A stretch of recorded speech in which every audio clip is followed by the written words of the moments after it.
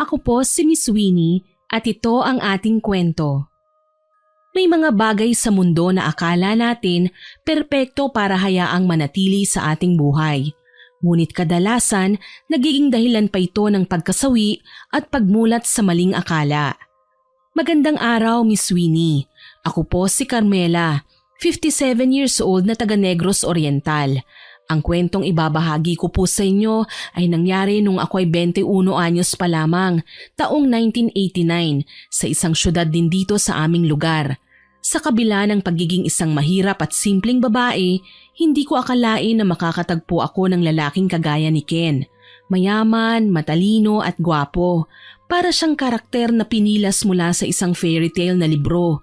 Sa katunayan, kapag iniisip ko ang mga katangiang meron ako, hindi ko lubos na maintindihan kung bakit niya ako nagustuhan. Simple lang ako at hindi mahilig sa pampaganda. Pero kung ituring ako ni Ken, mamahalin pa sa kristal, maingat at may respeto. Salamat Ken ha, napakaswerte ko talaga sa'yo. Sa dami ng magagandang bagay sa mundo, ikaw pa talaga ang binigay niya sa akin. Bakit naman mahal? Mabait ka naman at magalang. Yan ang isa sa mga nagustuhan ko sa'yo. Ang kagandahan, lumilipas din yan. Naglalaho sa pagdaan ng panahon. Pero ang kabutihan ng puso, nariyan at mananatili habang tayo ay nabubuhay. Saka, nagtataka lang ako. Premyo ba ako sa loto para masabi mong napakaswerte mo? Parang ganun na nga, kasi may mga bagay akong nagugustuhan na hindi ko man hingin, kusa mong binibigay. Napakagalante mo sa akin, mabait at maginoo. Lahat na yata ng magagandang katangian nasa yun eh. Mahal naman, wag mo ako masyadong pinupuri. Alam mo na, baka masanay ako. Saka baka lumapad ang atay ko niyan. Yun lang naman ang magagawa ko bilang ganti sa lahat ng naibigay mo. Ano ba naman yung simpleng papuri bilang pasasalamat? Mahal, ikaw lang. Sapat na para sumaya ko. Kaya lahat ng binibigay ko sa'yo, para din sa ikaliligaya ng relasyon natin. Niyakap ko si Ken at nginitian. Nagkakilala kami ni Ken sa isang grocery store 2 buwan na ang nakararaan. Pareho kami ng kinuhang brand ng fresh milk at Viola. The rest is history. Naging magaan ang loob ng aking mga magulang sa kanya. Minsan ko siyang isinama sa probinsya at nakasama ng ilang araw. Naging masaya kami dahil nagpakita siya ng interes at respeto sa kung ano man ang meron kami. Ako naman, hindi pa niya na ipapakilala sa kanyang mama at papa. Pero ayos lang, darating naman kami sa puntong yon balang araw. Ang alam ko lang, masaya kami sa piling ng isa't isa. Noong makilala ko si Ken, malungkot ang mga mata niya. Sa pagkakaalam ko, bago kami naging magkasintahan, may babae nang nagpatibok ng puso niya. Hindi na nga niya pinangalanan ng babae, pero nararamdaman kong mahal na mahal niya ang dalaga kahit hindi ko pa nakikita ang babae. Kaya naman dinadaan ko na lang sa biro ang mga pagtatanong ko sa kanya. Ano kaya ang dahilan at palagi kang malungkot? Ang gwapo-gwapo mo pero magkadikit naman yung mga kilay mo sa kakasimangot. Sorry mahal. Naaalala ko lang ang kasintahan kong lumipad pa ibang bansa. 2 taon na ang nakakaraan. Huwag mo na kasi siyang alalahanin. Ang mga taong kagaya niya masaya na ngayon sa kinaroroonan. Kaya hindi na nila nakakamusta ang mga iniwan nilang kapamilya. Baka nga ipinagpalit ka na nun eh. Ayos lang, nandiyan ka naman eh. Sa'yo ko ibubuhos ang pagmamahal na noon ay sinayang niya. Tama, nandito naman ako mahal. Kaya kalimutan mo na siya kung sino man ang babaeng yan. Bakit ba napakabuti mo sa akin? Hindi naman ako mabait. May mga nagawa din akong pagkakamali. Ang kaibahan nga lang, nagagawa ko ng magbago ng paunti-unti. Ayokong malungkot ka at isiping hindi mahalaga ang relasyon natin. Nasa tao naman yon kung gagawa tayo ng kabutihan o kasamaan eh. Ang mahalaga, hindi natin papangaraping gumanti sa kapwa. Kasi kapag ginawa natin yun, wala na rin tayong pinagkaiba sa taong nagkasala sa atin. Tatandaan ko na po ma'am. Ang dami mo kasing pangaral sa akin. Kaya tuloy hindi ko na mapigilang mas humanga sa'yo. Grabe ka naman. O siya, umuwi na tayo at paggabi na. Hatid sundo ako ni Ken sa trabaho. Isa akong sales lady sa tindahan ng sapatos. Kinakailangan kong kumayod para may maipantustos sa pag-aaral ng aking nakababatang kapatid. Ako naman, kahit hindi nakapagtapos ng pag-aaral, ay nagpapasalamat pa rin at nagawa kong pumasok sa pinagtatrabahuhan ko ngayon. Magkakilala kasi ang mga magulang ng kababata kong si Allen at ang may-ari ng tindahan ng sapatos. Madali nila akong naipasok kaya nakapagtrabaho ako kahit na papaano. Maliit nga lang ang sweldo pero ayos na kesa naman nakatambay lang ako. Mahal, ano kaya kung huminto ka na lang sa pagtatrabaho? Ako nang bahala sa kapatid mo. Hayaan mo na akong pag-aralin siya. Tutal naman, malapit na siya magtapos ng koleyo, di ba? Huwag mo na siyang igapang. Narito naman ako para tulungan ka. Mahal, nakakahiya naman kung gagawin mo yan. Ang dami mo na kayang naibigay sa akin. Ayos na to, no? Alam ko naman na may mga pinagkakagastusan ka rin. Mahal, huwag mo na akong isipin. Kaya ko mga gastusin ko. Kaya din kitang gastusan palagi. Isa pa, girlfriend kita. Ayokong hayaan ka na lang na mahirapang gayong nandito naman ako. Huwag kang mag-alala ha. Ako na magpapaliwanag sa papa at mama mo. Ikaw ang bahala. Basta hindi pa yan sigurado kung papayag sila. Alam mo naman ang mga magulang ko. Gusto ng marangal na buhay. Ayaw nila baka pag-usapan kami ng mga kapitbahay. Hindi mangyayari yan. Pangako. Ako ang bahala. Wala kang dapat na isipin. Mahal kita, kaya ako ginagawa ang bagay na ito. Salamat Ken ha. Malaking bagay ito para sa akin. Maraming salamat. Nasunod nga ang gusto ni Ken. Tumigil ako sa pagtatrabaho at nanatili na lang sa bahay. Mahilig ako sa pagtatahi at yun ang hindi niya maaalis sa akin. May binili siyang makina para sa akin kaya dun ko na lang itinuon ang aking atensyon.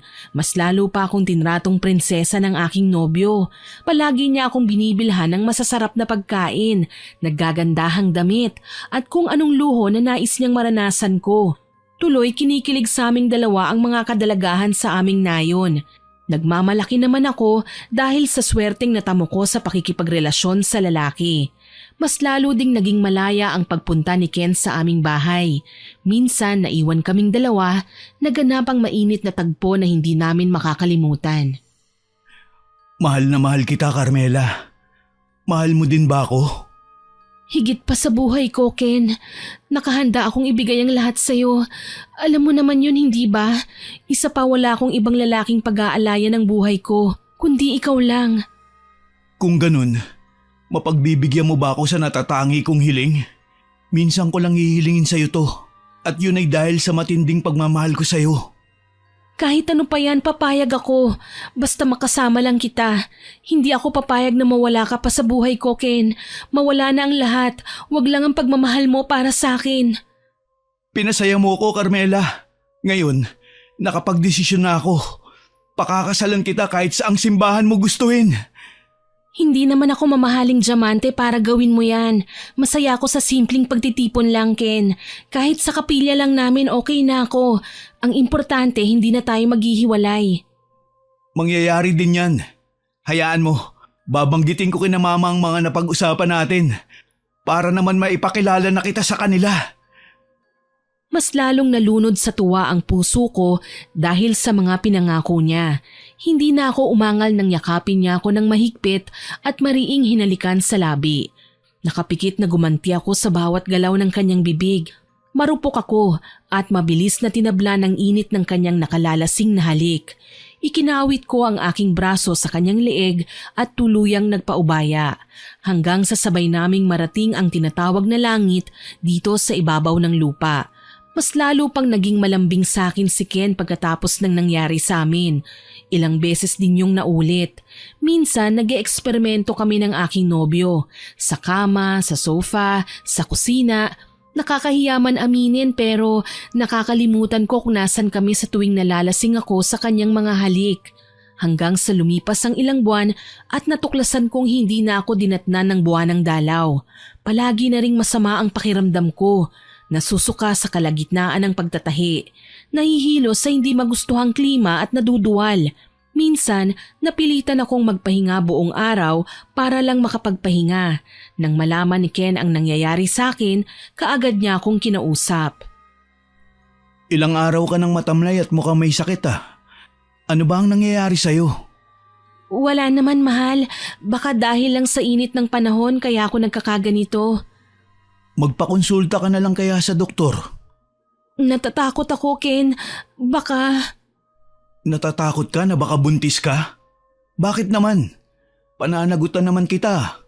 Lalo na ngayon magiging tatay at nanay na tayo. Kailangan nga natin pagplanuhan ng mas maaga ang ating kasal. Sigurado ka ba, Ken? Baka naman napipilitan ka lang. Ginusto natin to. Kaya haharapin natin.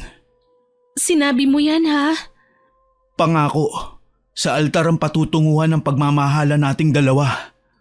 Kung ganun, sige. Papayag na ako. Magpapakonsulta na ako sa doktor. Oras na malaman kung buntis ka, ipapaalam ko na kina mama at papa ang sitwasyon mo.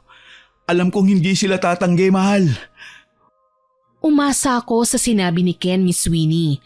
Sa katunayan, wala pa naman kaming siguradong napag-usapan ay napakarami ng planong naglalaro sa isipan ko. Mula sa simbahan, sa pari, sa gown, sa mga abay at magiging bisita. Lahat ng yon naging dahilan ng pagkapuyat ko sa gabi. Kahit sa pagbabakasyon, lagi akong nakatulala. Madalas akong napapagalitan ni nanay. Pinapagod ko raw ang sarili ko sa kaiisip, gayong sa mga bagay na yon, hindi ako dapat na nag-iisa. Kahit papaano alam ko nang matutuloy ang kasal namin ni Ken at hindi sukatan ang haba o tagal ng isang relasyon para masabi natin na sila nga ang para sa atin.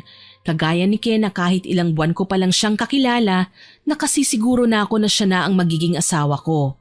Minsan, nagiging abala lang siya kaya napipilitan akong magpasama sa kababata kong si Allen sa ibang lakarin. Hindi kita masasamahan ngayon. Makikipagkita ako sa kliyente. Sana maintindihan mo. Ayos lang, Ken. Naiintindihan ko naman. Pero magpapasama ako kay Allen, ha? Ayos lang ba sa'yo? Ikaw ang bahala. Lakad mo naman yan eh. Basta ako, hindi kita masasamahan. Hindi pwedeng i-cancel ang lakad ko mamaya eh. Aniya na akala ko ay okay lang kay Ken. Nagpaalam naman kasi ko sa kanya. Kaso lang, nagtataka ako nang makalipas ang ilang linggo, bigla siyang nagbago. Sa kalagitnaan kasi ng pag-aasikaso namin ng aming kasal, bigla siyang nanlamig. Ni hindi na ginaganahan na makipag-usap sa wedding coordinator. Hindi nagpakita sa food tasting o kahit na sa pakikipag-usap kay father. Kaya naman nang hindi na ako makatiis, kinausap ko si Ken. Ilang araw ko nang napapansin na parang wala kang ganang mag-asikaso ng mga ihahanda para sa kasal natin. Ayos ka lang ba? Huwag mo kong alalahanin, Carmela. Masyado lang talaga akong pagod sa trabaho. Isama mo na lang ang kaibigan mo sa mga lakad mo. Mukhang atat naman siyang bumuntot sa'yo. Si Allen bang tinutukoy mo? Diyos ko naman, likas lang talaga sa kanyang sumama sa akin palagi. Ako lang naman ang kaibigan niya dito sa syudad. Tsaka kadarating lang niya. Kaya pagpasensyahan mo na kung may mga pagkakataong nakikita mong sumasama siya sa akin. Alam mo naman na may kasintahan ka. Umiwas ka sa kanya hanggat maaari. Kahit wala kang ginagawang hindi maganda, magiging masama pa rin ang tingin ko kasi nga ikakasal na tayo. Nagseselos ka lang yata eh. Alam mo Ken, huwag ka nang magdamdam ng ganon. Hindi naman ako kailanman papatol sa kaibigan ko. Ikaw lang ang mahal ko. Ayoko ng pag-usapan. Marami pa akong iniisip. Marami kong kailangan tapusin eh. Ganun ba? Baka gusto mong tulungan kita. Sa paanong paraan mo ako tutulungan? Wala ka namang alam sa pagpapatakbo ng negosyo. Hindi ko naman sinabing sa pamamagitan nun eh. Naisip ko lang na baka pwede kong pagaanin ang iniisip mo. Ibaling muna sa ibang bagay ang alalahanin mo. Huwag ka nang mag-abala. Ayos lang talaga ako. Sigurado ka ba talaga? Sigurado ako. Saka, kaya mo na din namang asikasuhin ang lahat ng ito, hindi ba? Masyado nang nakakapagod kung makikisali pa ako. Hindi pa ako nakakapagpahinga eh. Sige. Ako nang bahala. Huwag ka nang mag-alala. Sabi ko na lang sa kanya. Ramdam ko talaga na nilalayo niya ang sarili sa akin. Ayoko namang isipin na pinagseselosan niyang talaga si Allen. Walang maling namamagitan sa aming dalawa ng kaibigan ko. Kaso lang, natatakot ako na magtanong sa kanya. Palaging mainit ang kanyang ulo at gustong-gusto niyang sinisinghalan ako. pinipili ko na lang na wag siyang patulan hanggang sa isang kakilala ang nagbalita sa akin na may kinakatagpong babae ang nobyo ko sa isang restaurant sa bayan. Hindi ako makapaniwala. Halos itrato niya akong prinsesa kaya imposible ang mga sinasabi nila. Para mapatunayang mali ang kanilang sinasabi tungkol kay Ken, pinili kong sundan ng lalaki isang araw. Nagpatulong ako sa kaibigan kong si Allen. Baka mamaya magalit sa atin si Ken, Carmela. Alam mo naman ang lalaking yun. Ayaw nga niyang nakikita magkasama tayo eh. Paano na lang kapag may nakapagsumbong sa kanya? Kaya kong magpaliwanag sa kanya, Allen. Ang ayoko lang mahuli siyang may iba. Hindi ko mapapatawad ang babaeng nakikipaglapit sa kanya. Oras na masira ang relasyon namin ni Ken. Kumalma ka na lang kasi. Walang maidudulot na mabuti ang pagiging mainitin ng ulo. Anong gusto mong gawin ko? Hayaan na lang na magloko ang lalaking mapapangasawa ko? Basta, oras na may gawin ka at mahuli, wala akong kasalanan ha. Pinaaalalahanan na kita. Hindi ako papayag na hindi matuloy ang kasal namin ni Ken. Mahal ko siya at gagawin ko ang lahat. Iwasan lang siya ng mga babaeng nais na makipaglapit sa kanya. Ay naku, mga babae talaga. Kahit wala pa nakikita, nagsiselos na. Ewan ko sa'yo, Allen. Nagpasama ako sa'yo kasi akala ko matutulungan mo kong bantayan si Ken. Yun naman pala ako ang gagawa ng trabaho. Konsensya mo pa ako. Oh, sige na. Medyo lumapit ka pa dun. Pero wag ka magpapakita ha. Dito lang ako. Oras na makita ka ni Ken at inihatid, wag mo na akong alalahanin. Kaya ko nang umuwi. Sige, tatandaan ko. Salamat. Kabado kong nakatanaw kay Ken sa malayo hanggang sa napansin ko siyang may kausap na babae. Hinalikan siya sa pisngi pero hindi ko makita ang kanyang muka. Tanging ang nakangiting si Ken lang ang naaabot ng aking tingin. Sino naman kaya ang kausap ni Ken? Bakit hindi ko yata kilalang babae? Tsaka bakit siya hinalikan sa pisngi? Baka naman totoo nga ang mga naririnig mo, Carmela. Kailangan kong makatiyak. Pumayag naman siya at sinabi sa akin na tumawag na lang daw ako kapag kailangan ko ng tulong. Napilitan akong lapitan si Ken habang suot ang may kalakihang sombrero na siguradong hindi ako makikilala. Lumakad pa ako palapit sa table nila nang makapasok ako sa restaurant. Balak ko silang hulihin sa akto, kaso lang nagulat ako nang umalis kagad ang babae at hindi na muling bumalik. Inis na inis ako, dahilan para piliin kong magpakita kay Ken. Ken! Carmela, anong ginagawa mo rito? Kanina ka pa ba riyan? Hindi ba dapat ako nagtatanong sa iyo niyan, Ken? Ano bang ginagawa mo sa lugar na ito? Hindi ba dapat nasa meeting ka? Sa opisina nyo? Sinong katagpo mo rito? Babae ba? May kailangan akong imit dito, kliyente ko. Bakit ba? Napakarumi naman ang isip mo. Ikaw, paano ka nakarating dito? Kasama mo na naman si Allen, no? Itigil mo ang kababalik ng tanong sa akin. Ako lang ang may karapatang gawin yon dahil ikaw talaga ang sinadya ko rito. Ano, babae ang katagpo mo sa lugar na ito? Bakit ba nagtutunog nagsiselos ka? Hindi pa nga tayo kasal, ganyan ka na sa akin. Paano na lang kapag naging mag-asawa na tayo? Baka kung ano-anong kasalanan na lang ang ibintang mo sa akin para lang pagmukain mong masama. Ikakasal na tayo, Ken. Kaya may karapatan ako sa'yo. Ilang araw ka nang naglilihim. Ilang araw mo na akong pinagtataguan. Kung hindi kita sinundan dito, hindi kita makikita. Ano bang nangyayari sa'yo? Malapit na ang kasal natin. Hindi ka man lang tumutulong sa preparasyon. Dahil sa ipinakita mong ugali ngayon, parang gusto ko nang umatras. Wala ka nakikitang kasama ko pero nagsiselos ka. Pinagdududahan mo ako. Talaga ba? Wala akong nakikita? Isang malaking kasinungalingan. Bakit? Kung may nakita ka, dapat kinumpronta mo ako. Nilapitan mo kami. Hindi yung magwawala ka dyan tapos wala ka naman sapat na katunayan. Hindi ako nakaimik dahil sa kanyang sinabi. Nagkamali nga yata ako dahil mas pinili kong magtago kesa sa kausapin sila. Nariyan ang babae kanina eh. Ngayon kahit na ano pang gawin kong pagwawala, wala talaga akong maipakitang ebidensya na may kasama siya kanina. Itatanggi niya lang yun. Gigil na umalis kami sa restaurant dahil sa tingin ni Ken napapahiya na siya. Ako naman walang imik na umupo sa harapang bahagi ng sasakyan at naghihintay na aluin niya. Pero hindi yon nangyari. Sa susunod, huwag kang basta-basta susugod kapag may kailangan akong imit na client. Hindi mo alam ang ginagawa ko para lang mapalago ang aming kumpanya. Tandaan mo, isa ka sa nakikinabang sa kinikita nito, kaya umayos ka. Sinusumbatan mo ba ako? Wala akong hinihingi sa'yo Ikaw ang nagbibigay sa akin ng mga bagay na yon. Tapos ngayon isasampal mo sa akin ng mga ginastos mo? Walang iya ka? Oo, kasi kailangan. Hindi ka mapirmi sa iisang lugar eh. Selos ka ng selos, wala ka namang ebidensya. Sana lang inaalam mo muna bago ka magwala, hindi ba? Pero… Tama na kasi ang pangangatwiran. Hindi mo na ako mapapaniwala sa mga palusot mo.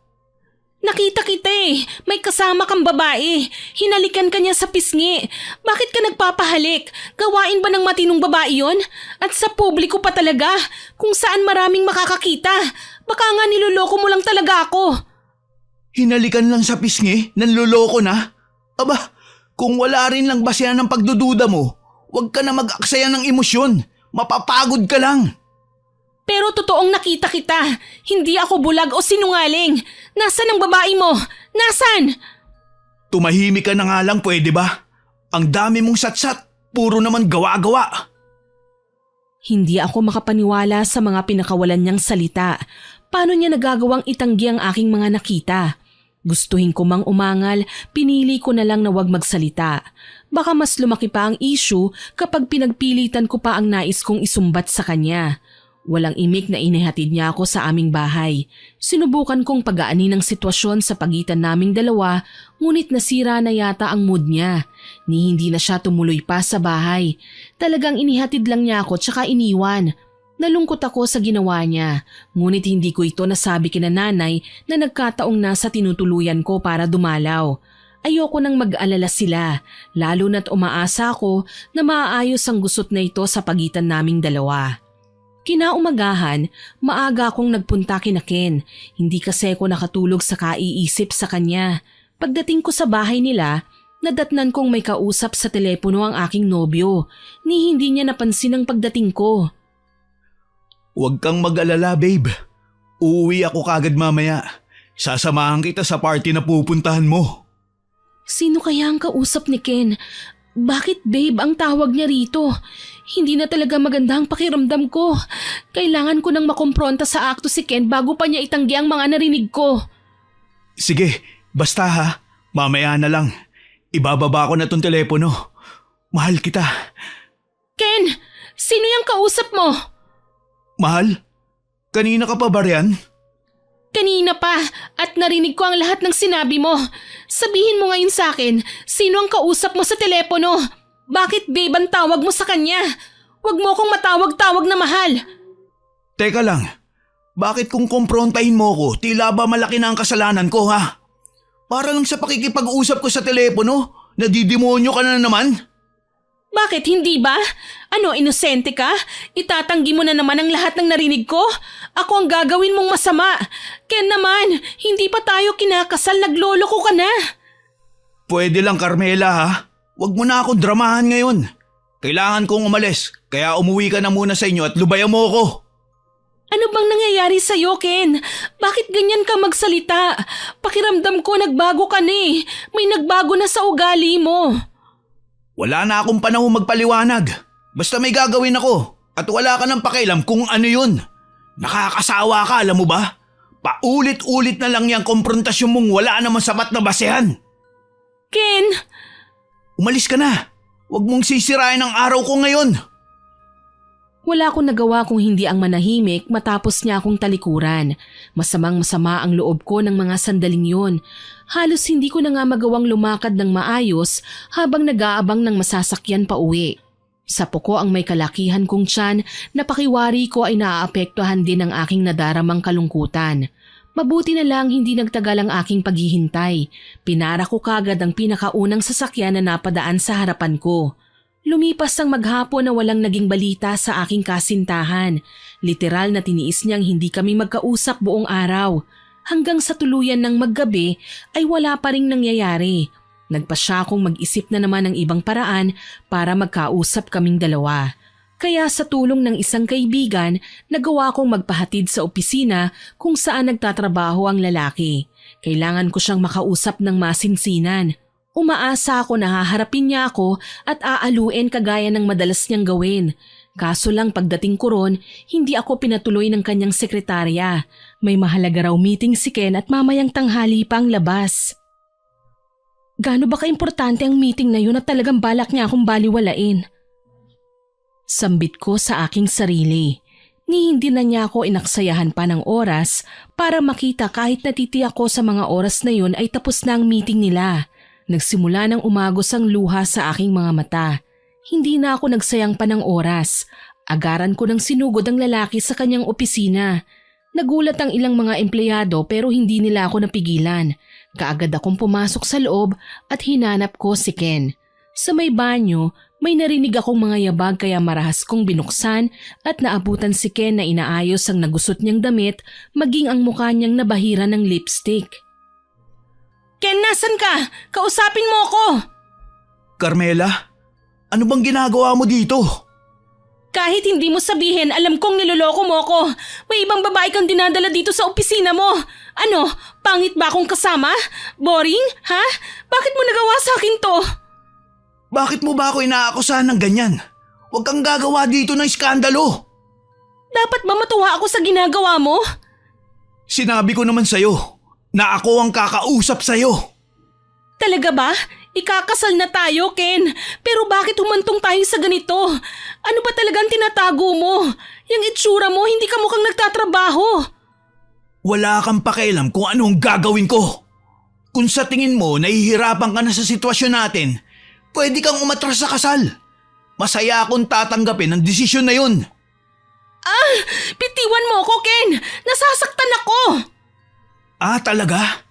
O sige, pakakawalan kita. Pero aalis ka na at wala nang matutuloy pang kasal. Pinitiwan nga ako ni Ken pero hindi ako nagpatinag sa kanyang mga sinabi. Marahas ko siyang tinulak, sinampal at pinagbabayo sa dibdib. Sinusubukan kong tignan ang reaksyon niya at doon ako nagsisi. Galit na galit si Ken. Walang yaka! Niloko mo na nga ako, sinaktan mo pa! Napakahayop mo, Ken! Oo nga, hayop na kung hayop. Pero tandaan mo, mas nauna ka nagloko kaysa sa akin. Hindi totoo yan! Wala akong ginagawang masama! Guard, palabasin niyo na ang babaeng to. Wag na wag ka nang babalik dito ha. Ayoko na din makita ang pagmumukha mo. Nagulat ako nang dumating ang mga gwardya at marahas akong pinakaladkad palabas. Sinubukan kong manlaban pero wala akong magawa. Mas malakas sila kesa sa akin. Nagulat ang mga tao sa paligid at pinagtinginan kami. Maya-maya pa, isang babae na rin ang lumapit sa amin. Oy, ano yan? Bitiwan niyo nga siya? Ano ba? Bitiwan niyo ako! Teka lang, bawal ang ginagawa niyo ah. Aray! Sabihin niyo sa amo niyo, babalik ako ah! Hindi pa ako tapos sa kanya! Kakamot-kamot sa ulong iniwan kami ng mga gwardya. Napapahiya naman akong tumayo, ngunit nagulat ng alalayan ako ng babae. Ayos ka lang ba ha? Halika, tulungan na kita. Napakasalbahe naman ng mga gwardya na yon. Okay lang ako, miss. Naabala pa kita. Huwag mo na akong alalahanin. Hindi ka okay. Alam ko, isa akong doktor at kabisado ko ang itsura ng isang tao kapag may dinaramdam siya. Halika, samahan na kita sa klinik ko. Kailangan kang matingnan. Wala akong pambayad, doktora. Sapat lang ang perang dala ko ngayon. Kung ganon, wag mo nang sayangin yan. Ililibre na kita ng pagkonsulta. Isipin mo na lang na ibinabahagi ko sa ang blessings ko. Kauuwi ko lang kasi mula sa ibang bansa eh. Bakit mo naman gagawin yun? Hindi tayo magkakilala. May mga kaanak ka naman siguro para pag-alayan ng tagumpay mo. Ulila na ako sa mga magulang at wala din akong kapatid. Sa bahay ampunan ako lumaki at kung pag-uusapan natin ang pagbabahagi ko ng blessing sa kanila, katatapos lang, galing ako ron kanina. Ako nga pala si Andrea. Ikaw? Carmela ang pangalan ko. Magkakilala na tayo o paano, sama ka na sa akin? Sige. Hindi ko natanggihan ang paanyaya ni Andrea. Mukha naman siyang mabait at mapagkakatiwalaan. Tuloy naging magkaibigan kaming dalawa.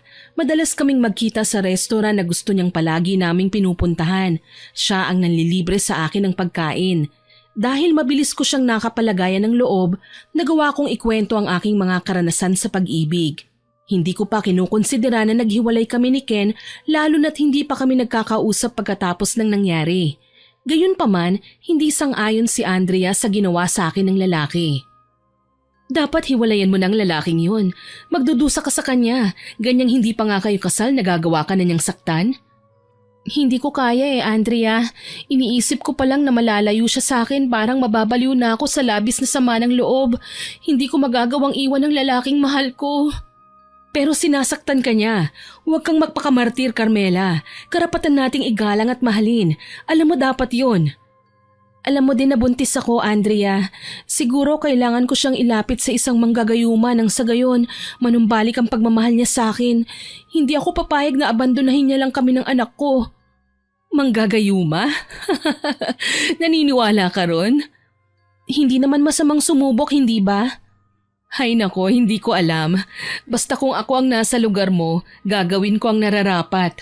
Hindi ako magpapakamartir sa taong nauubusan na ng pagmamahal sa akin. Yun ang sabi ni Andrea. Hindi na lamang ako sumagot dahil alam ko na nakikipagdebate si Andrea. Matapang at matalino. Hindi ko rin itatanggi na may ibubuga siya sa kahit na sinong karibal niya, kung sakali man. Pero iba kasi ko. Buhay at kinabukasan namin ng magiging anak ko ang pinag-uusapan dito. Kung sakali man na magkakomplikasyon ako sa pagdadalang tao, ewan ko na lang kung ano ang gagawin ko. Malulungkot na sana ako nang ngitian ako ni Andrea sabay hinawakan ng aking kamay. Huwag kang mag-alala, mahal ka nun. Ang labo mo, akala ko ba hiwalayan ko na? Tapos ngayon sabi mo naman mahal niya ako. Siyempre hindi naman kita basta-basta mauutusan, no? May sarili ka pa ring isip at desisyon. Kahit ano naman ang sabihin ko sa'yo, ikaw pa rin naman ang masusunod. Salamat, Andrea. Akala ko talaga hindi mo ako maiintindihan eh. Wala yun. Ang tanging magagawa ko lang naman ay aluin ka at suportahan sa lahat ng gusto mo. Magkaibigan na tayo, hindi ba? Oo naman. Naging maayos na rin ang pakiramdam ko kahit papano. Nagagawa ko ng kumalma at mag-isip ng tama. Hindi na ako natataranta kapag naiisip ang tamang hakbang kung paano kausapin si Ken. Isang araw, nagtalaga ako ng pagkakataon na makatagpo siya at makausap. Sa labas ng opisina niya ako nakaabang at nagulat nang makita si Andrea na papasok din doon. Carmela, anong ginagawa mo rito? Inaabangan ko ang paglabas ng nobyo ko. Ikaw? Heto aayain ko rin sanang kumain ng boyfriend ko eh. Palabas na rin siya eh. Sana magkasabay sila ng nobyo ko kung ganon. Oo nga, nang maipakilala naman natin sila sa isa't isa. Imbis na pumasok si Andrea sa gusali, pinili niyang samahan ako sa labas. May kalakihan na noon ang aking tiyan, kaya kinakailangan kong maghanap ng mauupuan. Buti na lang, may hagdan ng paakyat sa loob ng gusali, kaya doon namin napagpasyahang maghintay. Ilang sandali lang, natatanaw ko na si Ken. Hindi ako nagpahalata kay Andrea na paparating na ang lalaking bala kong ipakilala sa kanya. Kaso lang, hindi ko alam kung sino ang mas nagulat sa aming dalawa ni Andrea, lalo na nang makita naming papalapit na si Ken. Tumayo ako at sumalubong sa aking nobyo.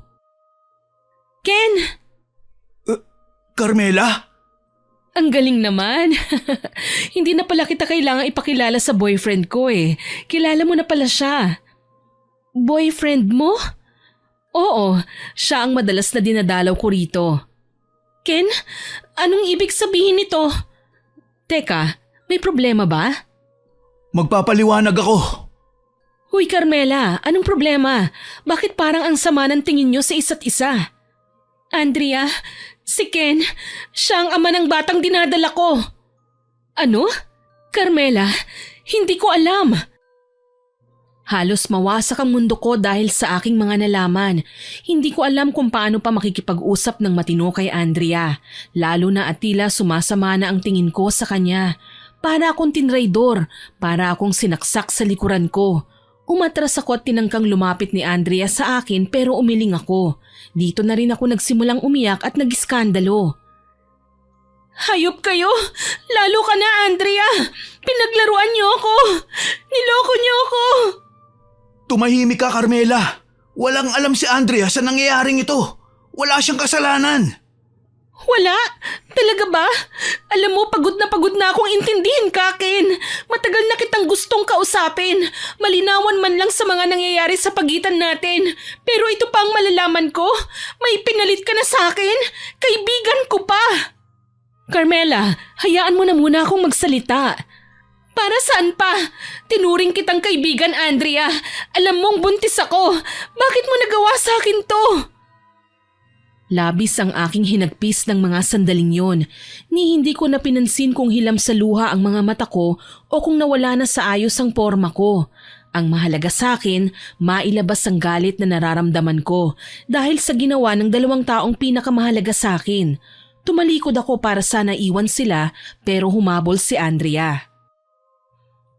Teka lang, wala nga kasi akong alam, Carmela. Bago mo isiping niloloko kita o inagaw ko sa'yo si Ken, kailangan mong malaman na 5 taon na kaming magkarelasyon. Ikaw? Kung gano'n, ikaw ang kasintahan niyang nagtungo sa ibang bansa? Hindi naging madali ang buhay ko, kaya nahirapan akong makauwi. Ni hindi ako makatawag at makahingi nun ng tulong sa iilang nagpasok sa akin. Mahabang kwento na yon kaya hindi ko na gustong pag-usapan pa. Ang kailangan nating bigyang linaw ay ang ngayon. Wala na tayong dapat pag-usapan. Panalo ka na. Ikaw naman talagang nasa puso niya eh. Ang pagkakamali ko lang, naging marupok ako. Akala namin hindi ka nababalik.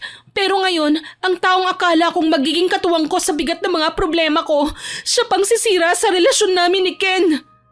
Hindi totoo yan. Hindi ako ganyang klaseng tao. Sinungaling! Dala ng labis na galit, sinugod ko si Andrea at lakas loob na sinabunutan. Napasigaw ang babae nang matumba kami sa lupa pero hindi ako nagpaawat. Sinabunutan ko siya, kinalmot at sinaktan. Sigaw lang siya ng sigaw, hindi ako pinapatulan. Ni hindi niya ako ginagantihan at panay lang ang sangga niya sa akin. Carmela, huwag kang magwala, pakiusap. Baka matamaan ang tiyan mo, tumigil ka na. Umalis ka na, malandi ka. Bakit ka pa bumalik? Ginulo mo lang ang relasyon namin. Nagmahalan kami ni Ken noon. Umalis ako pero hindi ibig sabihin kinalimutan ko na siya. May pangako kami sa isa't isa. At ako, paano naman ako? Pinaglaruan niyo lang ba ako? Hindi ko nga alam na ikaw ang kasintahan ni Ken eh. Bakit hindi mo sinabi sa akin, Ken? Bakit kailangan mo siyang pangakuan? Akala ko hindi ka nababalik. Bala ko na talaga magsimula ng bagong buhay kasama siya. Pero nakita kong mas masaya siya kapag kasama si Allen. Kaya umiwas ako sa kanya. Hanggang sa dumating ka at nakakita ako ng pag-asa. Gago ka pala eh! Umaasa kang makita at makasama si Andrea? Bakit mo pa ako pinaasa? Hayop ka! Dapat sa inyo mamatay! Huwag, Carmela! Magkaibigan tayo! Huwag mo akong saktan! Ilang beses kong sinaktan si Andrea, sinampal, sinabunutan at sinuntok. Ngunit kahit na ilang beses, hindi siya gumanti sa akin. Sa halip, pinigilan ako ni Ken. Nagtulungan pa ang mga tinawag niyang gwardya para mapaalis ako. Dahil sa sama ng loob, gigil na nilisan ko ang lugar at umiiyak na nagpunta kina Allen. Nagpa siya akong umuwi sa bahay dahil nga ayoko nang makausap sina Ken ng matagal. Ayoko silang makita. Nilamon ako ng matinding galit, depresyon at selos. Kaya imbis na makapag-isip ng tama kung ano-anong krimen na lang ang naiisip kong gawin. Makalipas ang ilang araw, naging bisita ko si Andrea sa bahay. Kailangan nating mag-usap, Carmela. Wala na tayong dapat pang pag-usapan. Ayoko na. Pagod na ako. Nakahanda akong magparaya, Carmela. Magparaya? Para saan pa? Hindi naman yun ang gusto ni Ken eh. Huwag mo na nga akong inuuto, Andrea. Hindi na ako bata. Kinausap ko na siya. Alalang-alala sa magiging anak ninyo. Ako na ang lalayo. Natigilan ako sa sinabi ni Andrea. Walang kasiguruduhan ang sinasabi niya. Pero ewan ko ba, parang gusto kong sumugal. Baka lang naman mangyari ang nasa isipan ko. Kailangan ko lang nasubukan. Dala ng matinding desperasyon, nagpunta ako sa bahay ni Ken para kausapin ang binata. Naabutan ko siya na tinutungga ang alak habang nakaupo sa sofa. Ken, pwede ba tayong mag-usap?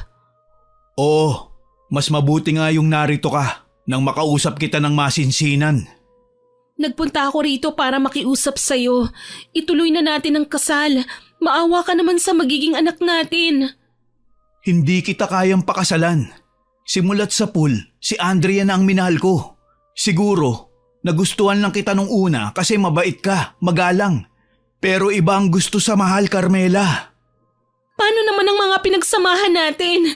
Ken naman, hindi laruan tong batang nasa tiyan ko. Isa siyang batang may buhay. Maawa ka naman sa amin. Hindi ko pababayaan ang bata. Susustentuhan ko kayo. Pagbigyan mo lang ako na makasama ang babaeng pinakamamahal ko. Hindi! Unahin mo ang obligasyon mo! Walang yaka! Wala kang karapatang saktan ako ng ganito! Kaya nga habang kaya ko pa, lalayo na ako sa'yo. Pasasaktan ka lang kung magpapatuloy ang relasyon natin. Alam mo yan. Napaiyak na lamang ako sa kanyang sinabi. Ano man ang magiging rason ko, wala pa ring mangyayari. Yon ang sigurado. Lulugo-lugo akong umuwi at hindi na pinakinggan pa ang paliwanag ni Ken. Wala hindi rin naman ako pakakasalan ni Ken. Literal na nawasak ang mundo ko. Pagka-uwi ko ng bahay, umiyak ako ng umiyak at hindi nakipag-usap kahit kanino. Nang mahimasmasan naman ako, tinungo ko ang makinang binigay ni Ken sa akin. Tila may sariling isip ang aking mga kamay at katawan na kumilos at buong araw at gabi na nagtrabaho. Nang matapos, nakangiti kong hinarap ang aking bagong likhang obra, ang manikang bersyon ni Ken. Hayan, nakikita rin kita dito sa bahay ko. Mahal na mahal kita, Ken. Hindi ako papayag na mawala ka sa akin. Ikaw lang ang lalaking mamahalin ko. Malungkot kong pahayag. Mistula akong nawala sa katinuan habang kinakausap ng mag-isa ang manika. Kasama ko ito sa pagtulog, dinadala sa pamamasyal at may mga panahong nagiging intimate ako sa manika. Hindi ko lang maiwasang manlumo. Ang manika ay mananatiling manika. Hindi gagalaw at lalong hindi mabubuhay. Kaya naman muli akong nalunod sa depresyon. Lalo na makalipas ang ilang buwan, nabalitaan namin ang nalalapit na kasal ni Ken at Andrea. Talagang itinuloy ng dalawa ang kataksilan nila. Tuloy nang gigigil akong makapaghiganti sa kanila. Nakakatawa lang na kailangan ko pang masaktan para lang maisip ang mga bagay na ito. Minsan, kahit nasa 7 buwan na ang aking tiyan, nagawa ko pang lumaklak ng alak. Gimbal na sinaway ako ni Allen nang maabutan niya ako. Carmela, Diyos ko po, ano ba yung ginagawa mo? Bakit ka umiinom? Malaki na tiyan mo O baka naman nakalimutan mong buntis ka? Hayaan mo ako, Allen. Ayoko nang mabuhay pa. Wala na. Isa na akong babaeng talunan. Kumalma ka nga, Carmela. Oo, talunan ka. Pero hindi habang buhay. May bukas pa. Huwag mo sirain ang buhay ng sanggol na nasa sinapupunan mo. Hayaan mo siyang lumabas at makita ang ganda ng mundo. Kapag naglasing ka, uminom ng kung ano-ano at gumawa ng bawal, mapapahamak siya.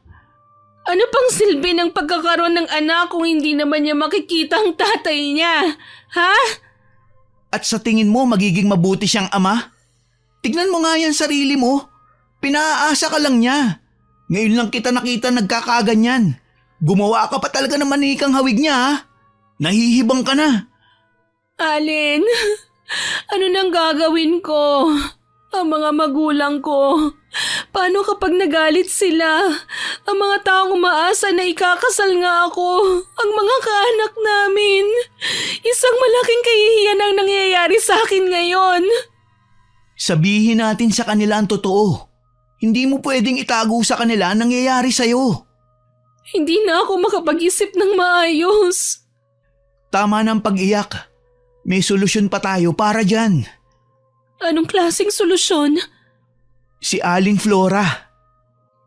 Kaagad akong natigilan nang marinig ang pangalan ng kinatatakutang mambabarang sa aming lugar. Si Aling Flora. Ilang tao na ang kanyang pinatay noong araw sa pamamagitan lang ng pag-utos ng kanyang mga alagang insekto na atakihin ng mga kalaban niya. Ngayon, hindi ko kailanman inisip na magagawa kong lapitan si Aling Flora para lang makapaghiganti. Ngunit paano nga kaya kung ito lang ang makakapagpagaan ng loob ko? Pinahiran ko ang aking luha at tiyak ang mga tingin na pinagmasdan si Allen. Tama nga ang sinabi mo. Kailangang lumapit ako kay Aling Flora. Kailangan natin siyang bigyan ng leksyon. Paano? Sasama ka ba sa akin pa uwi? Sige, sasama ako. Mabuti naman. Ayoko din magsinungaling sa nanay mo, Carmela. Nagtataka kasi sila kung bakit wala pang balita tungkol sa kasal mo. Hindi nila alam na iniatras pala to ni Ken. Kinakabahan ako. Baka masamain nila ang nangyari sa amin ni Ken. Sasabihin mo lang kung ano nangyayari, Carmela. Yun lang. Alam kong maiintindihan ka nila. Naging mataas ang pangarap ko nang ipangako sa akin ni Ken ang pinakamimithi kong kasal. Akala ko wala nang hahadlang pa. Pero nanlamig siya sa akin, Allen. Ni hindi na niya ako magawang titigan ng matagal. Ni hindi na niya ako tinatawag na mahal. Nagbabago ang tao, Carmela. Alam ko may dahilan. Yun nga lang, masama ang dahilan kung bakit kanya nagawan saktan. Yun ay dahil bumalik ang dati niyang nobya. Yun nga ang masakit eh. Kasi parang naging extra lang pala ako. Kung kailan nariyan na ang taong talagang laman ng puso niya, iiwan na lang ako ng walang dahilan. Itinapon ako na parang basura. Hindi man lang inisip na buntis ako at maaapektuhan ng sanggol sa sinapupunan ko. Huwag mo nang paguri ng sarili mo. Bukas, makakaharap natin si Aling Flora. Gagawin nating miserable ang buhay ng mga taong nanakit sa'yo. Salamat, Allen. Maaasahan ka talaga. Kinaumagahan, umuwi kami sa bahay. Walang pagdadalawang isip na pinagtapat ko kina tatay at nanay ang tungkol sa pagkakansela ng aming kasal. Ipinaliwanag ko sa kanila na wala na rin kami ni Ken. Nakipagbalikan na ang lalaki sa kasintahan nitong nanakit sa kanya. Siyempre nagalit ang aking mga magulang. Hindi nila lubos na maisip na magagawa ni Ken ang ganoong bagay. Ganun pa man, nagkunwari akong magaan sa aking loob ang mga nangyari para wag na silang malungkot pa. Pero kinahapunan, magkasama kami ni Allen na nagtungo sa bahay ni Aling Flora para makausap ang ginang. Noong isang araw, may napabalitang namatay na naman. Inatake raw ng sangkatutak na bubuyog. Namatay yung lalaki. Pero ang masaklap, puno ng butas ang kanyang buong katawan na parang tinadtad ng tusok ng karayom. Mukhang galit na galit ang nagpabarang. Ganun ba? Baka naman sobra na rin ang ginawa niya. Malamang, balita ko kasi magnanakaw ang lalaking yun. Kaya naman pala. Kaya nga yan si Ken, tatablan niya ng barang sa sama ng ugali niya. Siguradong magdudusa ang lalaking yan. Isama na rin natin si Andrea. Pareho silang manloloko ng kasintahan niya. Para mabawasan ang aking kalungkutan, hinayaan ko si Allen na akbayan ako. Naging mabagal ang paglalakad namin papunta sa bahay ni Aling Flora. Bata pa ako nang huli akong nakarating sa kakahuyan. Kinatatakutan na talaga kasi ang mambabarang kahit na noon pa. Ngayon nagagawa ko ng lumakad at makipagkita sa kanya kasi nga malaki na ako at hindi na limitado ang kakayahan kong makipag-usap sa mga kagaya niya. Oh, narito na pala tayo. Halika, ingat ka Carmela. Salamat. Tao po! Aling Flora, si Allen po ito. Allen, halika, tuloy ka. Sino ba yung kasama mo? Nakalimutan niyo na po ba si Carmela, ang kababata ko? Matagal na po siyang hindi nakakabalik dito dahil naging abala siya sa trabaho. Ah, ganun ba? Abay, nakalimutan ko na nga si Carmela. Ibang-iba na rin ang itsura niya ngayon kumpara noon ah. Halika kayo, pasok! Maraming salamat po, Aling Flora. Maupo kayo. Naupo kaming dalawa ni Allen sa munti niyang bangko na gawa sa kawayan. Hindi kagad nakapagsalita. Nagpapakiramdaman. Bigla akong dinaig ng hiya sa aking kailangan sa matanda. Maya-maya pa, lumapit sa akin si Aling Flora. Nararamdaman ko ang bigat na dinadala mo, iha. Ano bang problema? Pagkakataon mo na ito, Carmela. Sabihin mo na. Aling Flora, narito ako para sana makiusap. Tulungan niyo po ako. Ang sakit-sakit pa rin ng dibdib ko. Hindi ko magagawang patawarin ng 2 taong nagkasala sa akin. Gusto mong gumante. Sa paanong paraan, iha?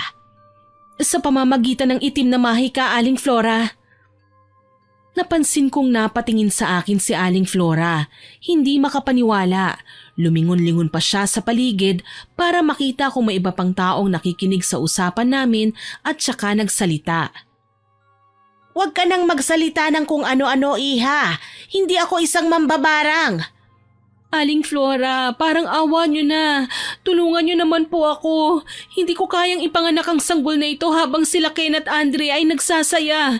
Ayokong mabuhay sila ng matiwasay. Kailangan nilang magdusa. Alin, Iho, ang mabuti pa, iuwi mo na ang kaibigan mo. Walang magandang maidudulot ang pagdadala mo sa kanya rito. Aling Flora, maawa ka. Sige na, umalis na kayo. Tara na, Carmela. Umalis na muna tayo. Nagpumiglas ako habang umiiyak. Ayokong umalis hanggat hindi ko nagagawang ipaghigante ang pananakit ni Ken sa akin. Kaso lang mukhang wala namang balak si Aling Flora na tulungan ako. Habang nasa daan, panay ang tungayaw ko habang humahagulgol. Galit na galit ako. Hindi ako papayag na umuwi na lang na luhaan. Kailangan kong makaganti. Pagdating sa bahay, kinausap ko sina tatay. Sinabi ko sa kanila na nagpunta ako kay Aling Flora pero pinagalitan nila ako. Dapat daw hindi na ako nagpunta doon. Kaso lang matigas ang ulo ko eh. Muli akong bumalik sa bahay ni na Aling Flora pagsapit ng kinagabihan. Wala akong pakialam kahit malaki na ang tiyan ko at mabango ako sa mga aswang. Ang mahalaga sa akin, mamatay ang mga taong sumira ng buhay ko.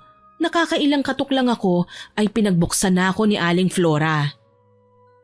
Ikaw na naman, ilang beses ko nang sasabihin sa'yo na hindi nga ako mambabarang.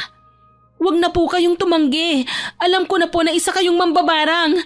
Kailangan niyo akong tulungan. Gagawin ko po ang lahat, makaganti lang. Naririnig mo ba yung sarili mo? Hindi ba sinabi ko na sa'yo na hindi nga ako gumagamit ng itim na mahika? Marami na kayong pinatay, Aling Flora. Mga inosente pa nga yung iba. Bakit ngayong mga masasamang tao ang kailangan magdusa ay ayaw niyo akong tulungan? Huminga ng malalim si Aling Flora. Alam kong nagsasawa na ang ginang sa pamimilit ko pero hindi ako papayag na hindi niya tulungan. Nakipagtulakan pa ako sa kanya para makapasok ako sa bahay niya. Kaso lang, bigla siyang ngumisi at tinignan ako.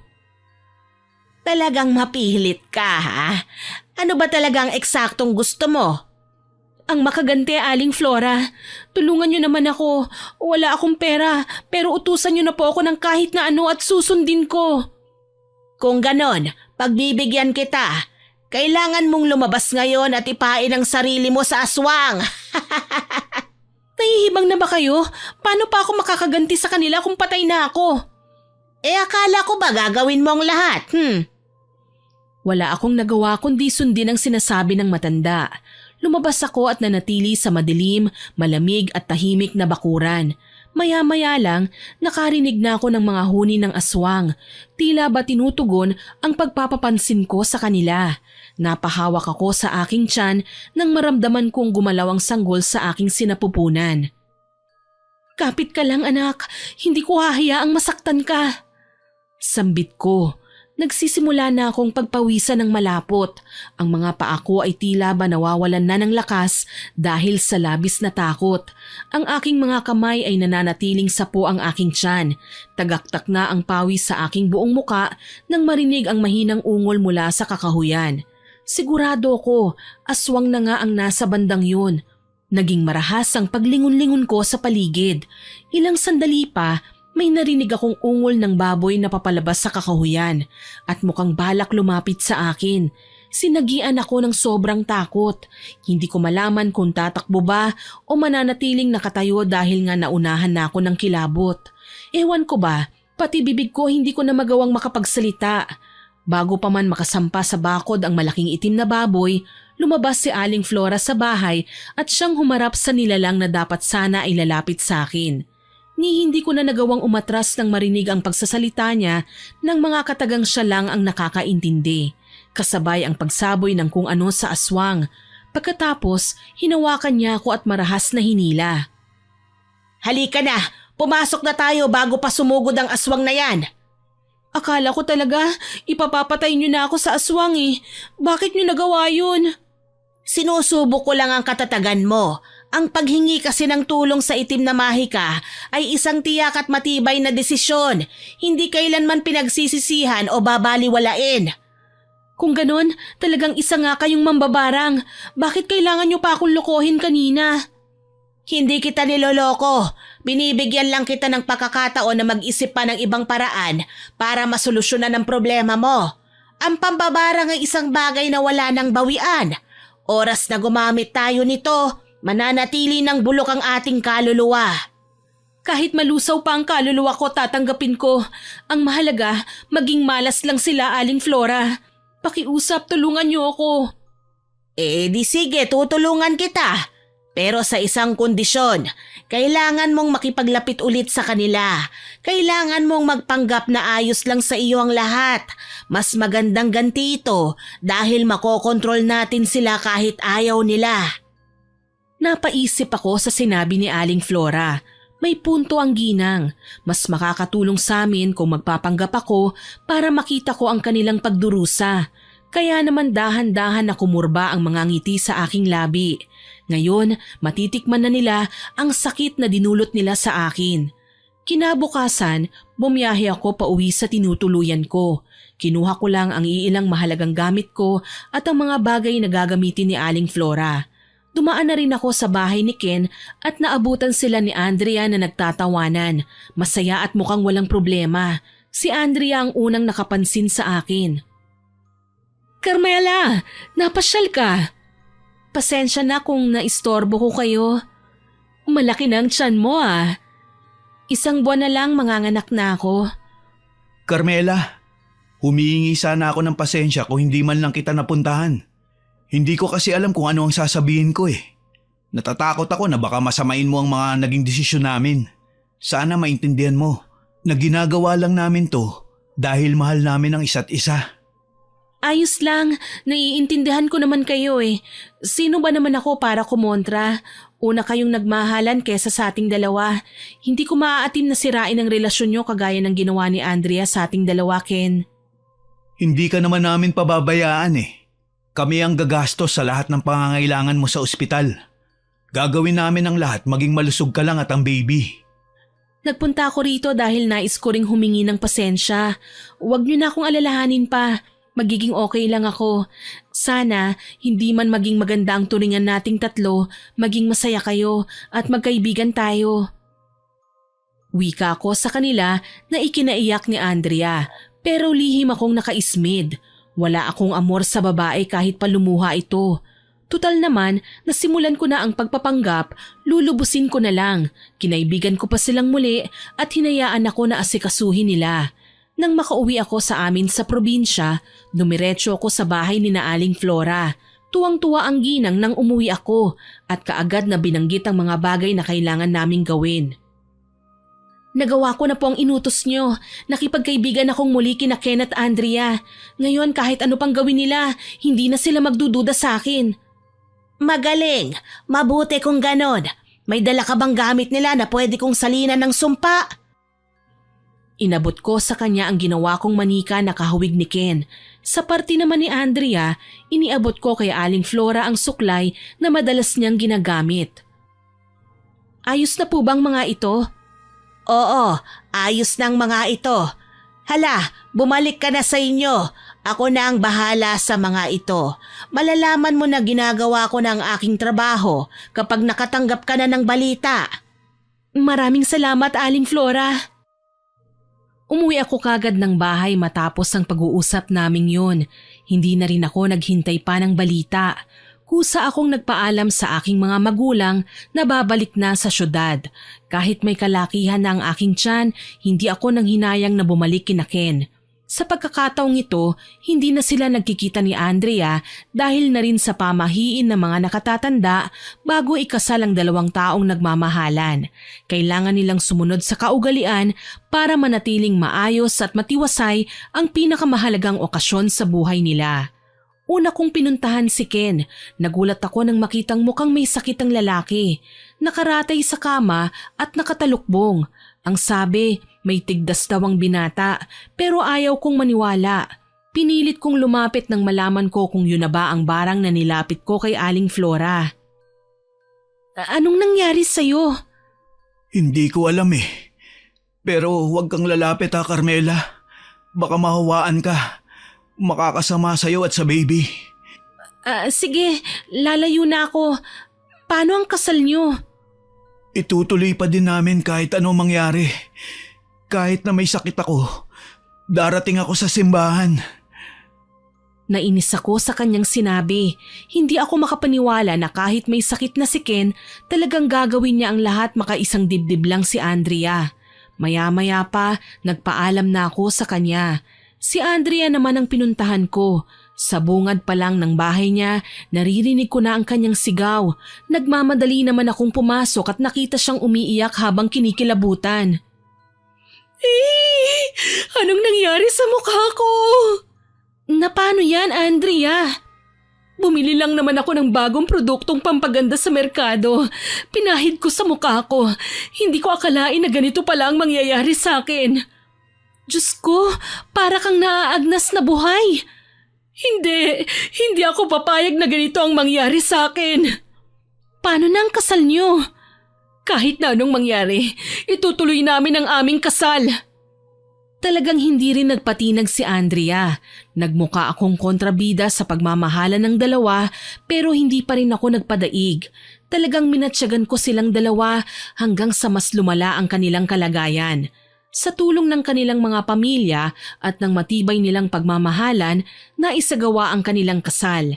Naganap pa rin ang aking kinatatakutan. Kalaunan, nabalitaan ko na lang na nagpapagamot sa resident doctor ang mag-asawa. Ako naman ay nanganak na sa ospital. Isinilang ko ang isang malusog na batang lalaki. Inalalayan ako at hindi iniwanan ni Allen. Labis ang tuwang nadarama namin nang makita ko ang sanggol.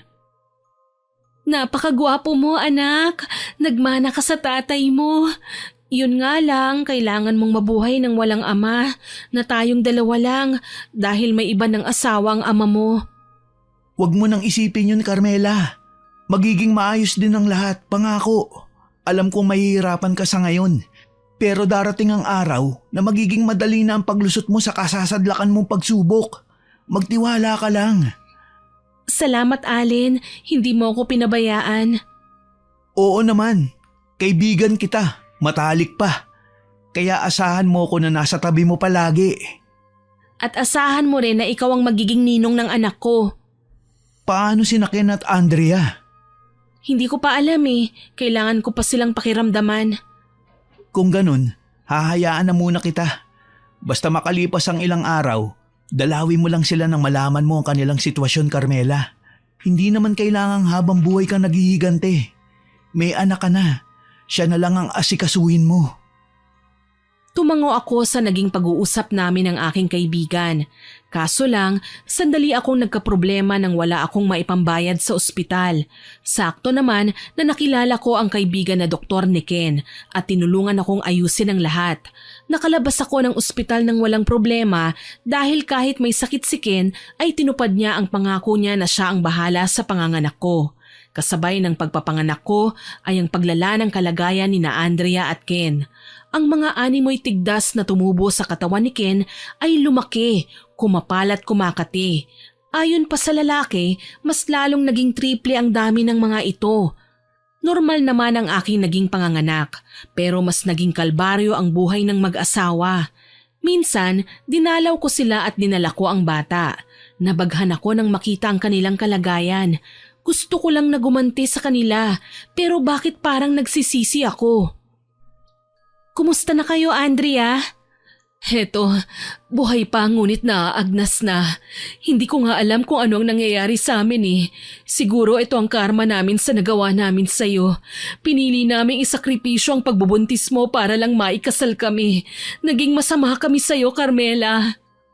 Hindi pa namin alam kung paano hihingi ng tawad sa'yo, Carmela. Aminado ko na may ginawa din talaga akong kasalanan. Naging manloloko ako at hindi naging tapat sa'yo. Pinabayaan ko ang anak natin. Siguro Kailangan nga naming mamatay. Teka, bakit niyo ba sinasabi ang lahat ng ito sa akin? Madalas ka naming napapanaginipan, Carmela. Nahihirapan ka na dalhin ang kahihiyang dulot namin sa'yo. Maging ang mga magulang mo at iba pang kaanak ay inuusig kami sa panaginip. Napayuko ako.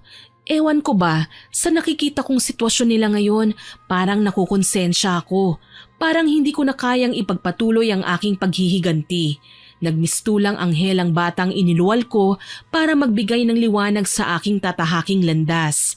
Kaya naman umaasa ako na mapapagaling ko sila. Inasikaso ko ang mag-asawa. Ako ang nagpapaligo sa kanila at nagpapakain. Nagawa ko yun nang wala ng kirot sa puso. Sina Ken at Andrea naman gustong yakapin at pupugin ng halikang sanggol pero hindi nila magawa dahil sa kanilang sitwasyon. Nakakatawa lang na sila ang mag-asawa pero hindi nila ako pinagtatabuyan palayo. Talagang nakiusap pang dalawa na sa kanila na muna ako manatili para matulungan ako ng mga katulong na asikasuhin ng sanggol.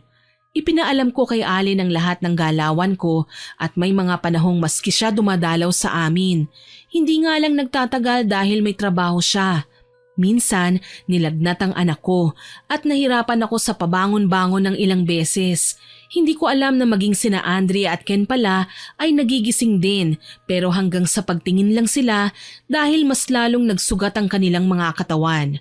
Sa katunayan, binalot namin ng bandage ang parte na may napakaraming sugat para lang hindi ito nakakadiring tingnan. Carmela, ayos ka lang ba? Mukhang pagod ka na eh. Ayos lang ako, Andrea. Magpahinga ka na. Hindi ako makatulog eh. Kung wala sana akong sakit, ako nang tumutulong sa'yo ngayon na mag-alaga kay baby. Huwag mo nang alalahanin yon. Ayos lang ako. Magpahinga ka na. Mamaya ikaw naman ang aayusan ko. Wika ko sa kanya. Salamat na lang at nakatulog kagad ang sanggol, kaya dinala ko siya sa inookupahan naming silid tsaka ako bumalik sa higaan ni Ken at Andrea. Pinunasan ko ang huli at binihisan. Sa pagtanggal ko ng suot niyang blusa, nangilabot ako.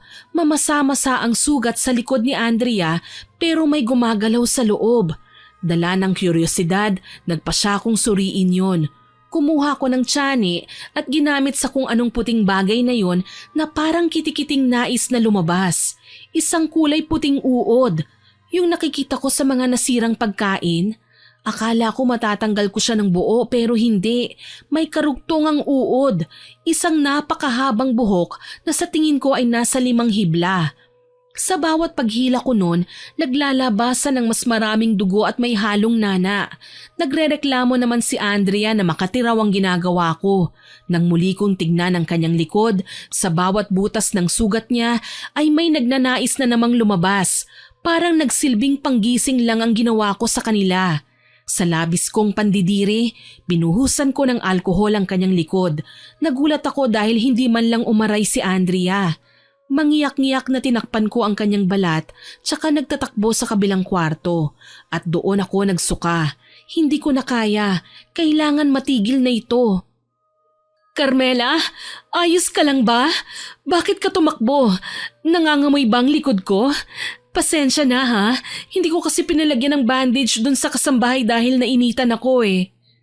Ayos lang Andrea, wag mo akong alalahanin. Basta kung may kailangan ka, tawagin mo lang ang mga kasamahan natin sa bahay ha. Tutulungan ka nila. Sige, gagawin ko. Maraming salamat. Nang mapag-isa na lang ako, inalala ko ang aking mga nagawa. Dati, ako pa ang nagsasabi kay Ken na kahit anong kasamaan ang nagawa sa amin ng kapwa ay hindi na namin dapat na pinapatulan. Ngayon ginagawa ko ang lahat ng salungat at ako rin ang nagsisisi sa aking mga nagawa. Umiyak ako ng umiyak hanggang sa mapagpasyahan kong baguhin na ang aking mga desisyon sa buhay. Kinabukasan, kasama ang sanggol ay nagpakita ako kay Allen. Napakasama ko, Allen. Gumaganti ako sa kanila. Hindi ka masama, Carmela. Nasaktan ka lang. At wag na wag mong ikalulungkot ang bagay na yun. Palaging may puwang para sa pagbabago. Yun ay kung bubuksan mo ang puso mo at matuto kang patawarin ang lahat ng nagkasala sa'yo. Nakapagdesisyon na ako, Alin. Pupuntahan ko si Aling Flora. Ipapatigil ko na sa kanya ang lahat. Sigurado ka na ba? Ito naman ang tama, hindi ba? Isa pa nakikita kong mahal ni Ken at Andrea ang anak ko. Hindi ko pababayaan ang anak mo. Pero sana, magtagumpay ka sa pakikipag-usap sa kanya. Pagsisikapan ko, Alin. Nang araw na yon, umuwi kami ng probinsya. Sina Alin at ang sanggol ay iniwan ko muna sa bahay habang ako naman ay naglakas ng loob na tumungo sa bahay ni Aling Flora. Ilang buwan na rin akong hindi nakabalik doon. Nang dumating ako sa bahay niya, nadatnan kong nag-aalaga ng mga halaman niyang bulaklak ang ginang. Aling Flora? Oh, naparito ka, iha. Ano na naman ang kailangan mo ngayon? Aling Flora, hindi ko na po kaya eh. Iatras niyo na po ang sumpa. Maawa kayo. Pagalingin niyo sila. Akala ko hindi mo nasasabihin yan eh. Ilang linggo na kitang hinihintay, alam mo ba? Bakit lumiit na ang tiyan mo? Marahil nakapanganak ka na. Opo, nang masilayan ko ang mukha ng aking anak, nakapagdesisyon ako na itigil na ang ginagawa ko. Tama po kayo dati. Maraming paraan para makalimutan ko ang pagnanais na gumanti. Huwag kang mag-alala. Hindi ako maniningil. Heto, may langis akong ginawa na pangontra sa mga ginawad kong karamdaman. Ipainom mo lang yan sa kanila. Siguradong gagaling na ang mag-asawa. Sige na, humayo ka na. Pakiusap, huwag ka nang babalik dito. Wala akong nagawa kundi ang umalis. Bumalik ako sa bahay at naabutan ko ang aking mga magulang na nakikipaglaro sa muntikong anak. Nagpaalam ako sa kanila kung pwede bang iwanan ko na muna ang sanggol sa kanila. Malugod naman na pumayag ang aking mga magulang. Magkasama kami ni Alin na bumalik sa syudad. Dumiretso kami sa bahay nila Ken at naabutan ng mag-asawa na sumisigaw. Mas lalong lumalala ang sitwasyon nila kaya naman natataranta na akong lumapit sa dalawa. Andrea, Ken, nandito na ako. Dala ko ang gamot para sa karamdaman niyo. Hindi ko na kayang labis na hapde, Carmela. Mamamatay na yata ako sa labis na sakit. Hindi ko na din kaya. Sumasakit na ang mga sugat ko. Para may gustong lumabas. Walang sabi-sabing pinainom ko sa kanila ang dala kong langis. Nagawa nilang lunukin ang likido sa kabila ng katotohanan na may kakaiba itong amoy. Iniwan ko sila matapos makainom at biglang makatulog. Nang magising ang mag-asawa, kalmado na sila. Hindi na raw kumikirot ang mga sugat nila. Dito ko na sinabi sa kanila ang buong katotohanan. Patawarin niyo sana ako. Nagawa ko lang ang bagay na ito dahil sa labis na hinanakit ko sa inyo. Pero habang lumilipas pala ang panahon, may mga nagbabago.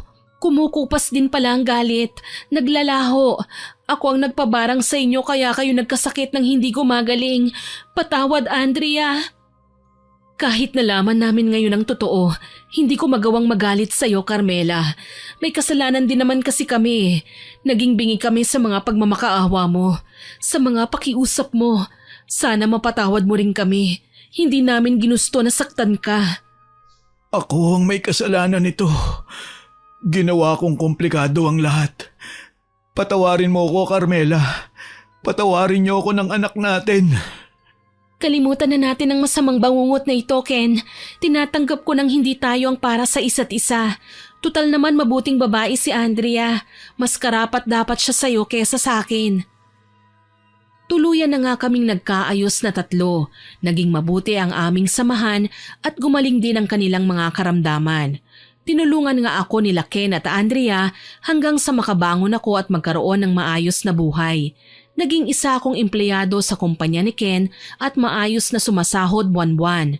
Kahit papaano, bilang respeto sa kanila, pinili kong mag-ipon.